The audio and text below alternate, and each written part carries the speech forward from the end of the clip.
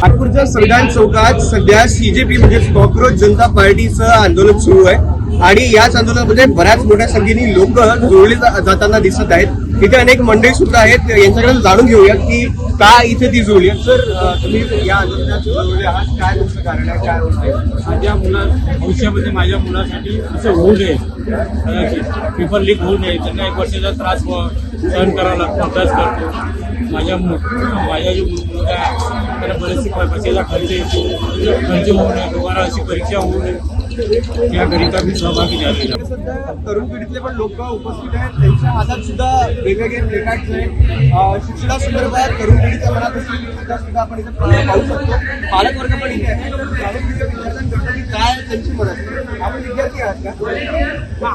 काय परिस्थिती आहे आपल्या दृष्टिकोनातून? कारण पालकांचं म्हणणं आहे की आमच्या मुलांना बराच त्रास होतो। विद्यार्थी म्हणून तुमचं काय? विद्यार्थी म्हणून फार कठीण परिस्थिती आहे आमची। वारंवार पेपर लीक होत आहे आणि हे 2-3 वर्षापासून आता खूप जास्त झालेलं आहे आणि पेपर लीक झाल्यानंतर यांना खूप इझिली की एक्झाम कॅन्सल, पण त्याच्या मागे खूप एक मेहनत आहे विद्यार्थ्याची, वर्ष मेहनत करतात आणि मग त्याच्यानंतर पेपर लीक म्हणून तुम्ही एक्झाम कॅन्सल करत असाल तर त्यांचे कॉन्फिडन्स पण डाऊन होतो आणि मग काही विद्यार्थी जर मेंटली स्ट्रॉंग नसले तर सुसाईड, तुम्ही बघत आहे की सुसाईड झालेले आहेत आणि एज्युकेशन मिनिस्टरला त्याचा काही फरक पण नाही पडत आहे, ते त्याच्यावर ना काही बोलत आहेत ना काही। म्हणून एकच आहे की त्यांच्या रिझर्वेशन आता झाला पाहिजे। काय वाटतं की सध्या ज्या पद्धतीने आत्महत्या रिनीटचा पेपर देणार आहे काही दिवसांमध्ये, ऍक्च्युली रिनीट होत आहे, पण असं वाटतं की ट्रस्टफुल आहे की नाही, नीट इतकी सिक्युअर एक्झाम मोठ्या लेवलवर तुम्ही लीक झालेली आहे तर याच्यामध्ये ट्रस्ट आम्ही कसा ठेवू तुमच्यामध्ये? आणि ते पहिल्यांदा नाही, ते वारंवार होत आहे। कधी एसएससीचे सेंटर बदलले जातात आणि सेंटरवर गेल्यावर सेंटरची परिस्थिती धड नाही, ना कॅमेरे नाही, ना काही नाही आणि मग त्याच्यानंतर आम्ही ट्रस्ट कसं, तुम्ही 10 रिनीट एक्झाम घ्या पण ट्रस्ट कसं बिल्डअप होईल आता? म्हणजे गव्हर्नमेंटकडनं एक ट्रस्ट इश्यू झालेला आहे आता की ट्रस्ट कसं करायचं।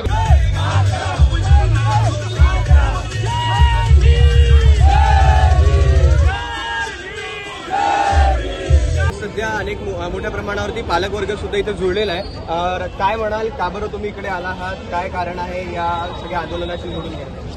वारंवार या देशामध्ये जे पेपर फुटी होत आहे त्यामुळे वर्षानुवर्ष जे मेहनत करणारी मुलं आहेत त्यांचं फार नुकसान होत आहे आणि मुलं यामुळे डिप्रेशनमध्ये जात आहे। तर त्यामुळे या मुलांचं समर्थन करण्यासाठी आम्ही इथे आलेलो आहे।